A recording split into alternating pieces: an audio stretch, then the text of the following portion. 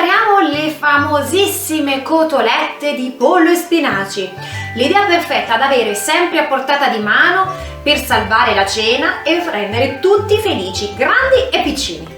Le celebri cotolette di spinaci, appunto note come spinacine, sono preparate con petto di pollo e spinaci. Quindi la prima cosa che ho fatto è stato stufare un attimo gli spinaci in pentola senza acqua, quindi farli appassire. Adesso li vado a strizzare ben benino, poiché mi servono molto asciutti. E li metto nel boccale del mixer.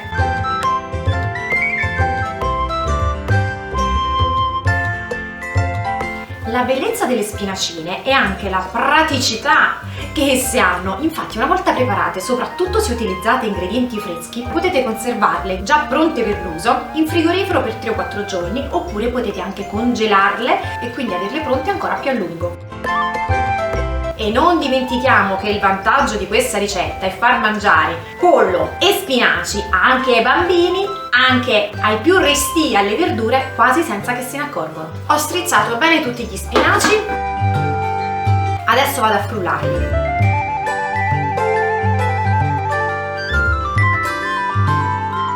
Gli spinaci sono frullati, li trasferisco in una ciotola.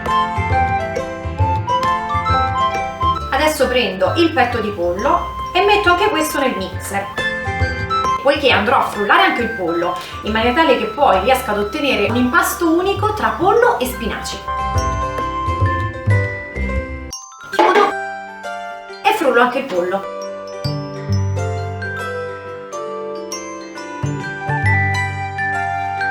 Anche il pollo è pronto e lo aggiungo agli spinaci. Pollo e spinaci sono frullati e riuniti nella ciotola. Aggiungo il parmigiano, sale, a piacere pepe, ed ora posso amalgamare tutto.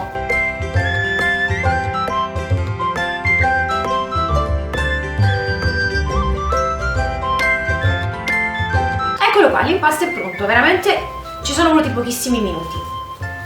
Ora prendo delle porzioni, ovviamente abbastanza più grandi di quelle che potrebbe essere per fare una polpettina, vado a modellarli, prima li arrotolo appunto con le mani, poi li appiattisco per dare alla mia polpettina la forma di una spinacina. Sistemo sul tagliere e appiattisco.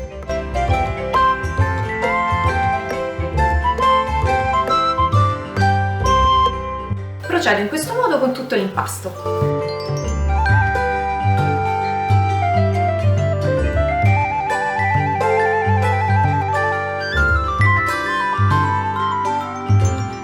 Le spinacine sono pronte ed ora classica impanatura.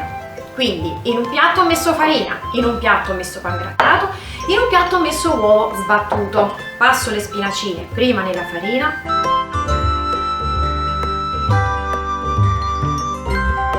scrollo la farina in eccesso,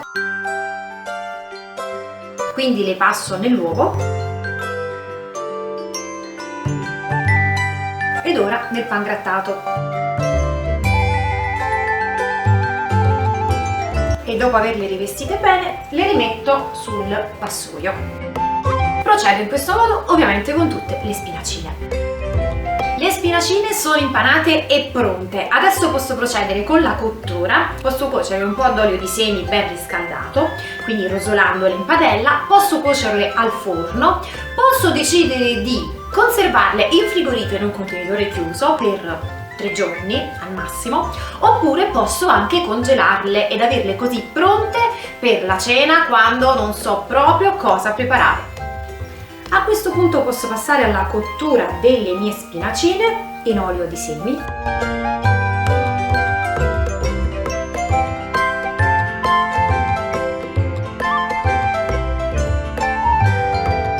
Le sollevo un po' per vedere come va la cottura. Ricordate che questo è un prodotto fresco, non è un prodotto precotto, quindi è pollo, dobbiamo cuocerlo bene.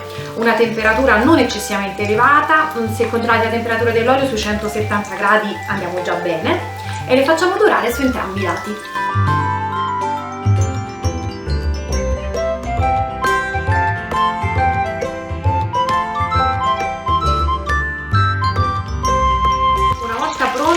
le prelevo e faccio asciugare l'olio in eccesso con della carta da cucina.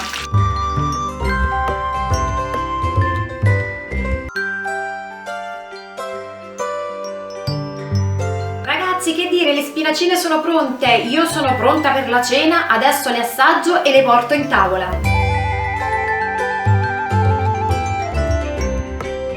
Appena fatte poi sono uno spettacolo, croccanti fuori e morbide dentro. Meraviglia delle meraviglie, io sono pronta per l'assaggio.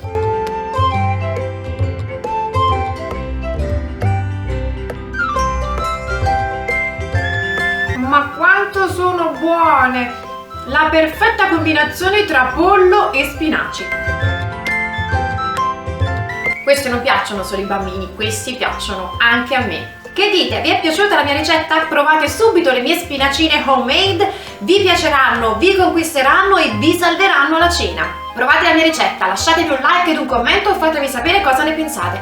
Se non l'avete ancora fatto, iscrivetevi subito al mio canale YouTube attivando la campanella per essere sempre aggiornati sulle nuove video ricette in uscita. Io vi do appuntamento alla prossima ricetta. Un bacio a tutti, buona preparazione di spinacine, ciao, alla prossima!